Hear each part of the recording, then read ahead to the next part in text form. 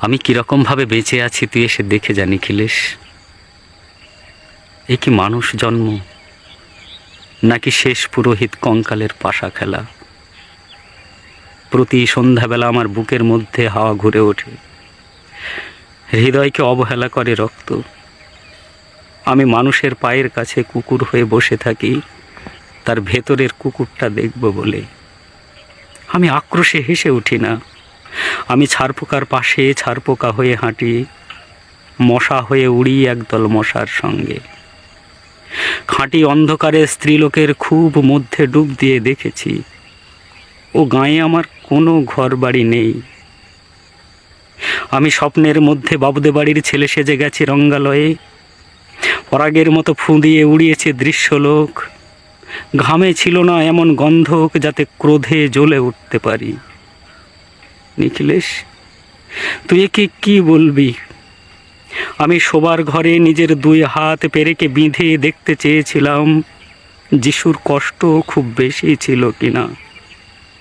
আমি ফুলের পাশে ফুল হয়ে ফুটে দেখেছি, তাকে ভালোবাসতে পারি না। আমি কপাল থেকে ঘামের মতো মুছে নিয়েছি পিতামহের নাম।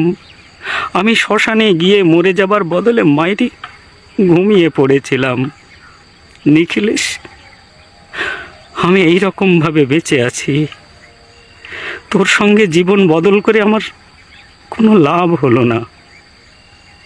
এ কি নদীর তরঙ্গে ছেলেবেলার মতো ডুব সাঁতার, অথবা চশমা বদলের মতো কয়েক মিনিট আড়লুন, অথবা গভীর রাত্রে সঙ্গম নিরত দম্পতির পাশে শুয়ে জন্মভিক্ষা?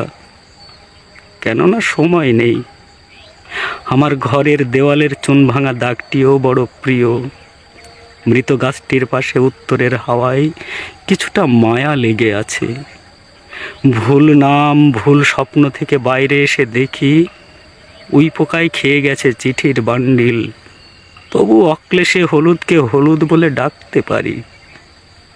আমি সর্বস্ব বন্ধক দিয়ে একবার একটি মাত্র মুহূর্ত চেয়েছিলাম, একটা ব্যক্তিগত 0 আওয়ার। ইচ্ছে ছিল না জানাবার এই বিশেষ কথাটা তোকে, তবু ক্রমশ বেশি করে আসে শীত। রাত্রে এরকম জলতেষ্টা আর কখনো পেত না।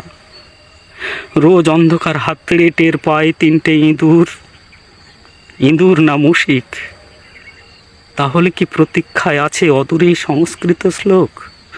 পাপ ও দুঃখের কথা ছাড়া এই অবেলায় কিছু মনে পড়ছে না আমার। আমার পূজা ও নারী হত্যার ভিতরে বেজে ওঠে সাইরেন। নিজের 2 হাত যখন নিজের ইচ্ছে মতো কাজ করে, তখন মনে হয় ওরা সত্যিকারের। আজকাল আমার নিজের চোখ দুটো মনে হয় এক পলক সত্যি চোখ। এই রকম সত্য পৃথিবীতে খুব বেশি নেই আর নিখিলেশ।